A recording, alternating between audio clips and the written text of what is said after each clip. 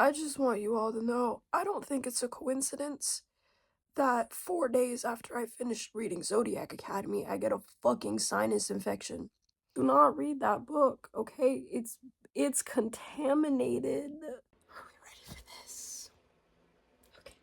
Back in June, I was sketching out a potential video idea where I would go to a Toronto Blue Jays baseball game and let what happened at the game determine what books I would read next. For example, if it was a shutout, I would read this book. If somebody got thrown out, I would read that. If there was a grand slam, this, that, and the third, you get the point. I organized these from descending order of most likely to happen to least likely, and at the very bottom, the category with only one book and only one thing on it that I titled More Impossible Than the Rockies Winning the World Series, if Leo Jimenez got called up from AAA, I would read the first Zodiac Academy book. So flash forward to the morning of Canada Day, I get the notification for this tweet. And I knew I made a horrible, horrible decision. As someone in my community tab said, I won, but at what cost? The cost was all of this. The cost was sacrificing what little of my brain cells remained inside of my skull. I didn't want to read Zodiac Academy. There are some book talk books that I just have absolutely zero interest in ever finding out, and this was one of them. I put it at the bottom of the list because I genuinely didn't think this was going to happen. For the record, in the eventual Blue Jays vlog, which will come out, I don't know when, because Ticketmaster is evil when your team is in first place, but it will happen. I replaced that section with Orelvis Martinez instead of Leo Jimenez, which is probably what I should have done in the first place. Low-hanging fruit, I'm aware. If somehow that happens and we, cross dimensions, I will read the second book in this series. Additionally, if my voice sounds weird at any point in this video, post-nasal drip, okay? Sinus infection. Getting sick sucks. And this book also sucked. But you know what doesn't suck? The sponsor of today's video, Ana Luisa Jewelry. That's right, guys. We are officially sponsored now. Baby's first YouTube sponsorship. We finally made it. Ana Luisa Jewelry is a New York-based jewelry company that creates beautiful pieces. Their products are high quality, water-resistant, sweat-resistant, and just built to be worn for everyday wear, specifically in the heat of this summer, because Lord knows it has been a hot one. You don't have to worry about taking off their jewelry when you go swimming, or if you're one of those people that likes to shower in your jewelry, because it won't turn your skin green or anything like that. Like I said, water resistant, sweat resistant. And honestly, their pieces are so beautiful, you wouldn't want to take them off anyways. The people at Ana Luisa were kind enough to send me 2 pairs of earrings. These little star ones that I'm wearing now, I will be wearing for the entire video. The other pair that they gave me were these blue and white kind of marble huggy hoop earrings. And to test them out, to prove to you all just how water and sweat resistant that they really are, I wore those ones to a Blue Jays baseball game. And it was pretty hot and stuffy at that game as well, and they held up great. And honestly, they were so cute. I love them so much. Each Ana Luisa piece also has a 2-year warranty attached to them, and they come in these adorable, look at the packaging for this. I had to praise the packaging because it's just, this is what they sent me the earrings in, and it's so cute. I loved it so much. So if you want to buy some Ana Luisa jewelry pieces of your own, which you absolutely should, by the way, they are all lovely, click the link in my description or in the pinned comment, okay? It'll be in the pinned comment. And get some for yourself before they're all gone. Get some for the last half of summer. Thank you once again to Ana Luisa Jewelry for sponsoring this video today. And let's get into this video now, shall we? So the first chapter is in the perspective of one of our 2 main characters, Darcy. In our first introduction to Darcy, she is breaking through the window of this house. The window is a tiny thing with a metal latch digging into my belly. but I was underfed and had the determination of a pit bull. You've met your match, Mr. Window. She's trying to get in. Whole time, she hears sirens blaring in the background. She then proceeds to start making up fan fiction about her future. Sirens, closer this time, and whoosh, I was mentally carried away to a jail cell, then weeping dramatically on a stand in court. Guilty, the jury chimed, then bam, a metal door slamming in my face while I turned to my cellmate Patrice, who had a gut the size of a beach ball and a menacing gleam in her eyes. At least she's well fed. This is the type of writing that we are dealing with here. It is what I can only describe as violently millennial. Now, I have an issue with saying, like every rant review, that this is the worst writing I have ever read. Okay, I'm dramatic like that. But this truly might be the worst. It tries so hard to be funny, and it's not. But you know what? Let's just get back to the story. So the reason why Darcy is trying to break into this house, we learn, is that it was her former group home. She and her twin sister Tori were formerly I'm already losing it, guys. Formerly in the foster care system, and they aged out of it. The two of them had stored away some money in an air vent in their old room in this group home, and Darcy is breaking into the house to retrieve that money. In this precious brick hole was nearly $2,000, enough for 6 months' rent on our apartment. Immediately upon reading that, the first thing that popped into my head was, where the fuck do you live? Because it is not Toronto. $2,000 might get you 6 minutes of rent in downtown Toronto. Can I have your landlord's number? Darcy grabs the money, tries to run away with it, but the cops catch her. The cops don't take her in, though. They just let her go, and she walks in the rain back to her apartment to meet up with her sister Tori. My hands were jammed in my pockets, and I was soaked through from the downpour I'd just experienced for 10 blocks. Chicago was having mood swings.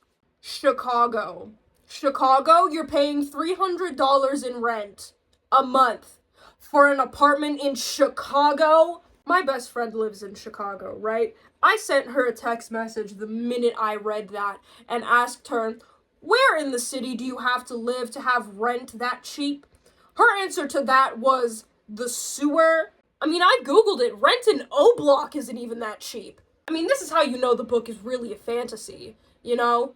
Fairies, vampires, werewolves. No, I mean, the real reason we know that this is fictional is because you can have an apartment for $300 in rent a month. I think that's what my dad paid in 1992. Okay, so when you were living in your apartment in Toronto, 2 things. What was the year and how much were you paying in rent? Approximately. When I first moved to Toronto, it was 1995, just to make the math easy. Okay. I had a 1-bedroom apartment with a parking spot. Ooh. That's important. Okay. For $565. Okay. So because they don't have money to pay rent anymore, Tori decides to embark on her side hustle, and her side hustle is stealing motorcycles and then selling them to this sketchy guy in the city. So she steals this motorcycle that is worth 40 grand, okay? She brings it to this guy. The guy lowballs her to an insane degree. He gives her $800 for it, which whoa, but also would cover your rent for at least 2 months. So really, who are you to complain? Tori decides to stay for a little bit. Also, this guy owns a bar or whatever. He's real weird. So she decides to just get a drink at the bar, since she's there. Don't know how she got in, by the way. The two of them are freshly 18, they just aged out of the foster care system, they like maybe just graduated high school. Very newly adult, very under the American drinking age, but hey, whatever. Me and a free bar weren't always the best combination, and dancing on a table before falling from it wasn't exactly my proudest moment. I still had a purple bruise the size of Utah on my ass. Once again, desperately trying so hard to be funny. But also, Utah is just such a random state to shout out. If you're trying to compare the sizes of states to the one on your ass, would you not just say Texas? That is the biggest state by landmass, right? Or is it Alaska? I don't know, I'm not American. I mean, Utah ranks like what in terms of like surface area? 19th. You know what? I have the power of the internet with me. I will Google this. 13th. My bad. Also, Alaska is bigger than Texas, according to Britannica. Anyways, this whole thing with this guy who, like, owns the bar and the motorcycle, it doesn't matter, okay? We don't see him again for the rest of the book. At this bar, though, Tori runs into this random guy, and he's, like, kind of weird. And he ends up kind of, like, stalking her and following her back to her apartment complex. She tries to tell him to fuck off, but he uses, like, literal hypnotism to have her guide him to their apartment. These are not the droids you're looking for. You will let me in your cheap apartment. And in reaction to this hypnotism, Tori thinks, and I quote, "Holy fucking shit on a cornflake."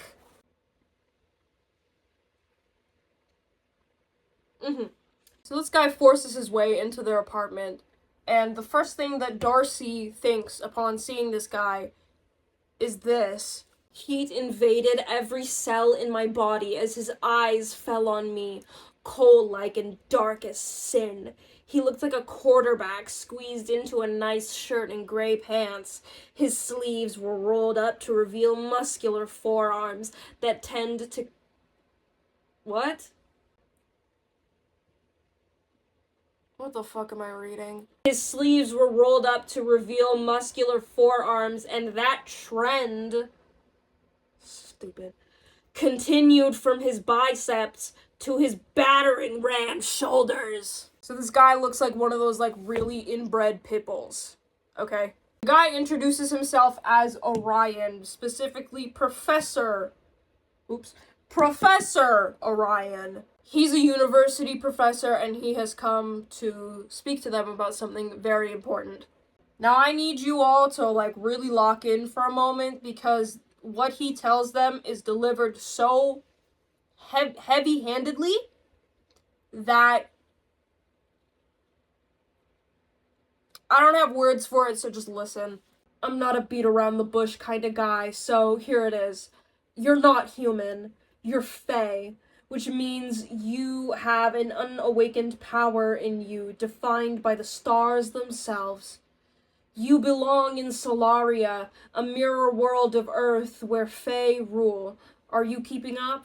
Professor Orion, who they have known for maybe 5 minutes, explains to the two of them that they are fairies. Magical fairies. Fae. Not only that, but in magical fairyland, their parents were stupid rich. Their parents who are dead, and sent them to Chicago in our stupid mortal realm to, like, keep them safe or whatever. If the two of them want the inheritance money that their dead parents left for them in magical fairyland, they have to attend the big, like, university there called Zodiac Academy. And they have to end up graduating. Only then will they get their inheritance money. This is basically the plot of Winx, if Winx was ass. Okay?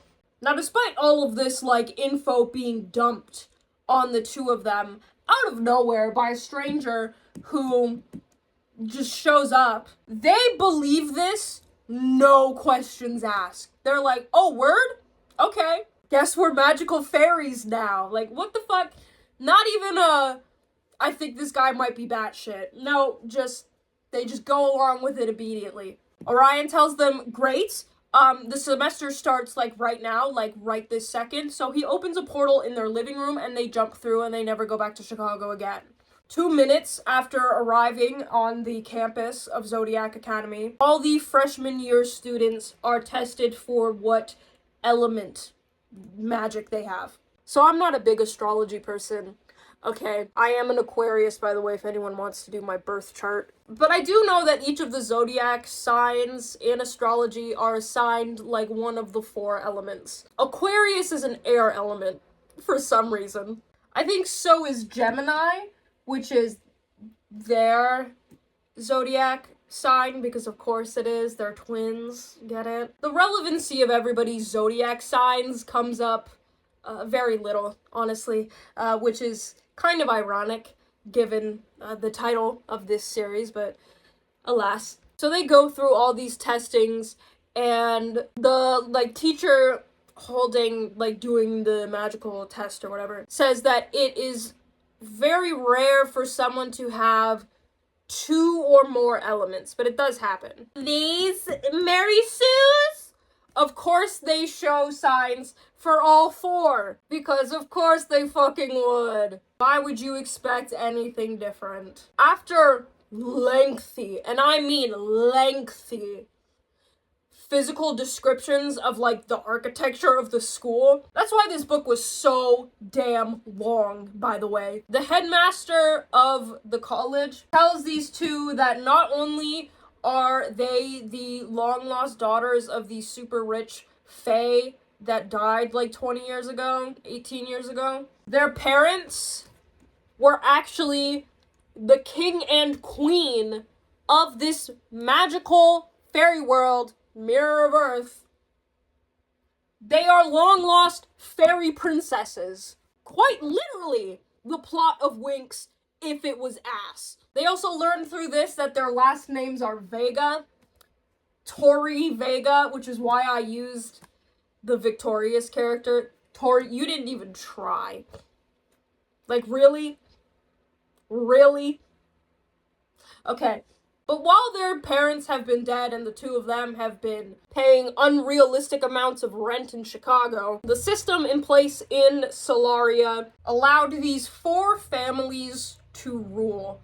Each of the 4 families was like a master in one of the elements, and each of them has like a son that is the heir to the family, right? They are very creatively referred to in this book as the heirs. And the heirs are these 4 guys.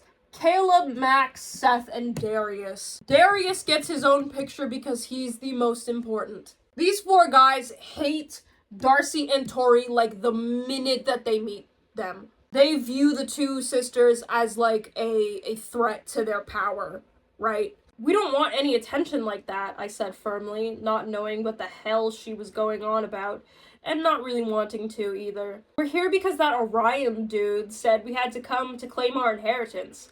That's it. Now riddle me this, Batman. The 2 of you just found out that you are quite literally magical fairy princesses. And there's no indication that the 2 of them have to kill each other over which one becomes queen. They could just rule simultaneously if they wanted to. And you want to go back to the south side of Chicago?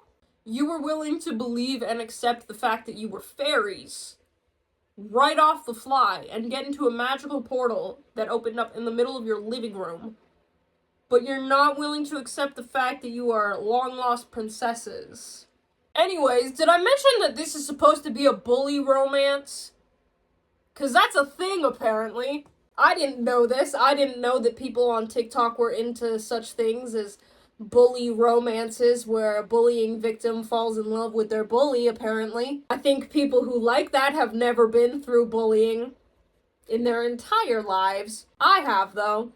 I don't appreciate that. So the 4 of them decide to start bullying Darcy and Tori. And not just the 4 of them, like, it's pretty much like a bunch of other, like, very irrelevant side characters that don't matter enough to get a picture. And by bullying, I mean sexual harassment. Sexual harassment and also revenge porn. We'll get into that, don't worry. Immediately upon it being announced that the two of them are the long-lost princesses, Caleb, who turns out to be like a vampire, Caleb pins Tori to a wall and just starts sucking her blood in the middle of the cafeteria, and literally nobody does a thing. Not other students, not other professors, not even the headmaster, who is also present. They just let this guy drink her blood. This marks Tori as like Caleb's source, and for the rest of the book he will act like weirdly possessive over her, like, "It's my source." I just finished reading Reign of Shadows and Endings. I've had enough of the word source for one lifetime. I never need to hear it again, actually. So after this very warm welcome, each of the freshman students that were given 2 or more elements have to pick one. And that one that they pick will be like the Harry Potter house that they get sorted into. Because plot convenience, Darcy and Tori are unable to pick the same house. They have to pick different ones. Also, the leaders of each house are these 4 bastards right here. Darcy ends up picking the air element. I don't remember which one of them is the air leader. And Tori ends up picking fire, and the leader of the fire element is Darius. So the next day rolls around, and then it's time to start classes officially. Darcy and Tori are introduced to this fellow student named Geraldine. Geraldine is a huge loyalist to the monarchy. There are quite a lot of students in the academy that believe in the restoration of the monarchy and that the 2 of them should rule over the 4 of these idiots. Geraldine is so dedicated to this that she created essentially a fan club. And this fan club is called the Almighty Sovereign Society, or ASS for short. And these 2 authors that wrote this book will drill it into your head that they're called the ASS Club. The ASS Club, ASS, isn't that so funny? Why aren't you laughing? Remember, the ASS love you, she cried, and several people who heard started laughing. Really? That was the name she went with? The ASS Club? So Darcy and Tori go to their first class of the day, which is being taught by our old friend, Professor Orion. And there they meet Diego, fellow student and token Latino. So the 2 of them sit down, and Diego turns to them, and he asks them a question. ¿Qué pasa, amigas? Now you can bully me for my Spanish pronunciation, if you want to, in the comments. I welcome it. He raised a dark brow at me, and I gave him a blank look. Oh, sorry, I thought you guys spoke Spanish. He gestured to us in general. Our Latino looks had served us more than one occasion like this, but I was surprised to find it happening in a completely different world to ours. First of all, my knowledge of the Spanish language does in fact extend to hola and puta, and that's it. But even my dumbass knows that if you are 2 girls, the term here is Latina. Latina. Whatever. What the fuck do I know? Are you from the mortal world? I asked, feeling strange referring to Earth as that. He stared at me for a second, then burst out laughing. No, Solaria is a mirror world. The same but different. Claro? Claro? Is this Claro shade? My best friend is Mexican, and she told me it means, like, clear. But I don't know how you pronounce that. Claro. Okay. The same but different, claro. So you've never learned our beautiful language? What do you mean our? You don't know that they're Latina. You're just kind of assuming that based off of looks. Back to this point, though, Solaria is a mirror world. Couple of things with that, okay? If Solaria is like a perfect mirror world of Earth, where everybody is fae instead of human, you're telling me that in magical fairy princess land, Spain still colonized Latin America? Okay. You're also telling me that the royal epicenter of the entire planet, is located in Cook County, Illinois. Hi, this is Editing Nichi. Today is July 31st. Turns out it wasn't a sinus infection after all, it was fucking COVID. In the year of our Lord 2025. COVID. Zodiac Academy gave me COVID. I do also have to mention that this is like an urban fantasy, which increasingly I am realizing is a genre that just does not work for me. Their university, Zodiac Academy, gave them all iPads. My college didn't give me shit, okay? But I'll give some leniency because, again, Magical Fairy Princess Land. Off of Lake Michigan. Yeah, he took his atlas and dropped his satchel on the floor. I'm Diego. Darcy, and that's Tori, I know. He finished for me with a sideways smile. We're gonna let Google Translate say that, because I'm not. Los gemelas. I was not gonna say anything near that.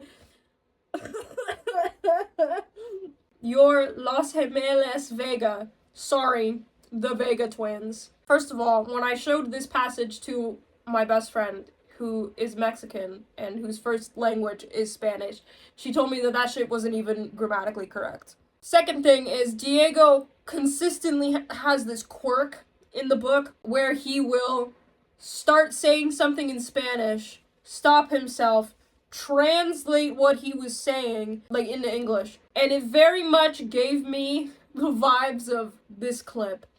Hello? Hello? Who's there? Everyone's talking about you on Facebook since what happened at the Orb last night. Yes, they have social media in this world, and it's called Facebook. Facebook? Get it? Instead of Facebook? Why aren't you laughing? So Diego shows them some of these social media posts that have been made about them, and there are a lot of these social media posts throughout the book, and they are the corniest shit ever. A big welcome to Darcy and Tori. Let's call them Dory to make it easier. I'm so glad the Vega twins showed up in time to try and challenge us for the throne of Solaria, because I've been dying to get my latest elemental combo attacks on someone. Hashtag water guns, hashtag wetter is better. Some of the comments on that say, haha, yeah, get them wet. Brutal, bro. Catch you at pitball practice later. You're so funny, Max. Is he though? But not to fear, cause Diego comforts them. I'm not like those idiotas, Diego said gently. I don't know anyone here. My family live way out in the sticks of Solaria. Most of the Fae here already have ties with each other. It's muy cliquey. So if you want to hang out sometime... Anyways, class begins and Professor Orion shows up, and today's first lesson, conveniently, is on all of the different kinds of Fae that exist in this world, aka the orders of Fae. And I'm going to tell you this right now. All of them are stupid. So you have vampires and sirens as one class of order, right? And then you have people who are like shapeshifters, and they can shapeshift into these different creatures. So you have dragons, manticores, griffins, Cerberus? There is one Cerberus in Greek mythology, not multiple. Pegasus, werewolf, Nemean lion, I don't know what that is, Hydra, Caucasian eagle, Chimera, and then the spliced orders, Minotaur, Medusa. There's one Medusa in mythology. One! Centaur, Cyclops, Sphinx, and Harpy. Most of the kids here know what kind of Fae they are. Tori and Darcy obviously don't. And, you don't find out in this book. You spend quite a lot of the latter half of this book trying to figure out what their order is, but why would you want to know? We have to drag this series out so long. I'm not about to move my camera, but I'm sitting in front of my door, and my cat is on the other side, and she is taking her paw and slipping it underneath the crack of the door. I can feel her paw. I'm literally touching it right now. Underneath the door, and she's trying to, like, put it upwards to open the door, and she's, like, grabbing at the back of my jeans. Tori and Darcy are kind of like shit when it comes to like the lore of Solaria and like doing well in these classes. Mind you, it is day 1, and they just found out that they were magical fairy princesses not 12 hours ago. But the situation is so dire that it is determined that the two of them need tutors. Darcy will be tutored by Orion, and Tori will be tutored by Darius. There is maybe a single scene of tutoring between Darcy and Orion. There is none between Darcy and Darius and Tori. I can't do this for much longer, guys. Because why would you want to see any kind of building tension? You know, any kind of like school drama. We're not even here for sex, because there's not even really any of that in this. We're just here to dig in our butt. I don't know. Anyways, more social media drama occurs because, of course, we are just absolutely blessed to read more Facebook posts like this. Great first day. I'm so blessed to be here at ZA. It must be harder for girls like Darcy and Tori. They don't even have basic coercion defense. Be careful out on campus, girls. Hashtag love ya. Hashtag be safe. Hashtag girls stick together. I just want to remind you all, this is a college. This is a college. College students. During the singular scene of tutoring between Professor Orion and Darcy, he explains that there is going to be kind of like this midterm exam, essentially, called the Reckoning. And anybody who doesn't pass the Reckoning gets, like, kicked out of the school. So obviously to get their inheritance, they have to pass the Reckoning, right? You and your sister won't pass the Reckoning, he said, as if he was stating the truth. The world doesn't need 2 ignorant girls in power right now. As much as most of the celestial heirs piss me off to no end, they at least know how to deal with the nymph population. Hey, bozo! I don't know if you remember this, but it was you who traveled to Chicago in the mortal realm and convinced these two to come to Zodiac Academy to get their inheritance. If you didn't think that that's what the mirror realm needed, why did you go and get them? You could have just let them continue to pay $300 rent in Chicago. Now, you might have heard him say the word nymph. What are nymphs? I don't remember. They are creatures that live in Solaria, and they kill fae. They, like, eat fae or whatever. I don't fucking know. It doesn't matter, okay? They are basically a non-presence. So anyways, one of the goons of these 4 idiots sneaks by Tori's dorm while she is getting dressed one morning and snaps a photo of her while she, like, has her underwear on. And he takes this photo and he posts it to Facebook to, like, body shame her, essentially, slut shame her. Things got hot during the Ignis hazing. Hashtag wouldn't say no. Because every man that attends this school is, like, super rapey. Looks like the unwanted heirs are already learning their place at the bottom of the pecking order. Hashtag whores go hairless. Pecking order. Don't ever say that word to me again. If both Vega girls looked that good naked, then I just found my latest fantasy threesome. Sisters! Sisters! Twins! Shared the same womb. Identical, actually. Next time, he'll get her on her knees. What? This is genuinely frying my brain. I have never had this many, like, confused moments reading passages in a video before. Next time, he'll get her on her knees, too. There we go. Anyways, we don't have much time to worry about all of that because very soon after, a random student gets murdered, and it is determined that he was murdered by a nymph. And we worry about this for about half a second because then we are moving on to the next thing. Tori gets very suspicious of the four of these guys, the heirs, so she decides to, like, follow them to this place, like, in the forest near the school, and she overhears their conversation that they are conspiring to making sure that the two of them fail their exams for the reckoning, whenever that is supposed to happen, we don't know. After the three of these guys leave, Darius goes elsewhere, and Tori follows him. She follows him all the way to, like, Orion's office and overhears the conversation that Darius and Orion have with each other regarding Darcy and Tori. What they end up discussing is very ominous, and it's very apparent that Orion and Darius are conspiring with each other for something nefarious. What that thing is, though, we're not quite sure. Now, I meant to print out a picture for this next character, but I'm realizing I forgot. So bear with me. Darcy gets a message from this entity known as Falling Star, and Falling Star just sends her, like, really cryptic messages. And one of these cryptic messages relates to Darius. I believe the House of Acrux, which is Darius's family, was involved in the death of your birth parents, and I have my suspicions that the other heir's families assisted. Now, this would be interesting if I cared at all, but I don't, and I just want this to be over. The next chapter begins with this absolutely horrifying sentence. It was our first Friday night at Zodiac, and it felt like the entire school had plans. First Friday night, we've been here for a week! 400 pages and we've been here for a week! Only?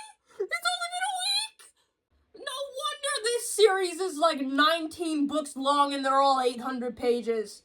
How the fuck do people like this series unironically? Like, I genuinely want to know. I genuinely want to know. Because I've seen so many people say, like, oh, it's just turn off your brain. And, like, I'm incapable of doing that, okay? I have made an entire channel of being incapable of doing that. But this is just one of those things where I just don't get it. And this is the shortest book in the series, and it was still 400 pages of a nothing burger. And even then, it was so incredibly overwritten, like, 1 week. We're not even close. You introduce the reckoning, and you think, like, oh, that's gonna happen by the end of the book. No! A single week. Anyways, Darcy and Tori decide that for Friday night, they are going to go out drinking, but they are going to go out drinking with these four. Why the fuck would they do that, you might ask yourself? I don't know. They have treated you like shit since the second you showed up. This guy they probably killed your parents, or at least their parents probably killed your parents. Darius specifically is doing something shady, but nah. I mean, this guy sucked her blood like day one. And then proceeded to act all possessive over her for the rest of the book, which I'm not getting into, okay? I want this torture to be done with. If you want details, go read the book yourself, okay? I'm not doing this. But whatever, they go drinking. While all this fun is happening, remember Geraldine? Geraldine gets attacked, and Tori assumes that Darius had something to do with it, mainly on the basis of Geraldine being a big, like, supporter of the monarchy. But she has no proof that he did anything related to that. And she doesn't really have any kind of description of her attacker. She didn't really see anything, so that's kind of a dead end there. The one thing that Geraldine does reveal is that she said her attacker smelled like cinnamon. Darcy remembers that Orion smells like cinnamon. We didn't have this detail discussed at any point in the past 400 pages, but sure, okay. Which further gives proof to their idea that Darius and Orion are doing something shady. What that is, who knows?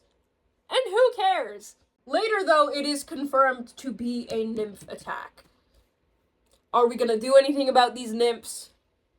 Nah. Instead, we are going to spend the next, 5 chapters trying to figure out what kind of fae they are, to which we don't find out, like I said earlier. After this, the 4 heirs decide, you know what, we're fucking done with these 2, it's time to murder them. They decide to do this by drowning Tori. They try to drown her. Thankfully, though, Orion comes to the rescue and saves her life. And she ends up being okay, don't worry, if you were worrying at all in the first place. Attempted murder only gets them detention. And the book ends with this quote. We were alone against the heirs, and I was beginning to think we were destined to fall at their mercy. Dun dun dun! What will happen in book 2? I don't know. I don't want to find out. And if the Blue Jays love me, they will not call up for Elvis Martinez, so I have to do this a fucking second time. How are we doing now? You doing okay? Hopefully you're doing better than me. My back hurts from sitting on the floor for 3 hours. You'd be surprised how long the raw footage of these videos are sometimes. So what did we accomplish today? Narratively. Nothing. So much happened in this book, and yet at the same time, literally nothing at all. I've read a lot of really bad books. I've read a lot of really poorly written books. A lot of books that very much read like the shitty anime fanfiction I was reading at Tumblr when I was 14. But this, I don't know, man. And it's so popular, and there's 100 of these books. Look up the Zodiac Academy series right now. It is endless, and I don't understand why people like it. Books like Fourth Wing, yeah, Fourth Wing is shit, but I understand why people enjoy it. This, what is the story here? There is none. There's barely any romance. I know people are oh, it's a slow burn. They start off as bullies. The writing tries so hard to be funny. It is painfully millennial, which is part of the reason why I am never going to read Blood of Hercules. Don't even think about asking. Nothing about the characters is charming at all. Nothing really discerns Tori from Darcy, by the way. They don't really have anything. I get that they're identical twins, but there's nothing personality-wise that differentiates the two. Anyways, if you liked this video, and you liked me yelling while sitting on the floor and pointing to pictures for I don't know how long this video is going to end up being, consider subscribing. Consider tapping that bell for notifications. Liking, commenting, sharing with your friends, all of that YouTuber shit. Thanks again to Ana Luisa for sponsoring this video. I really cannot extend thanks to them enough. And thank you all for finding joy in my suffering. Until the next video, I will see you then. Goodbye.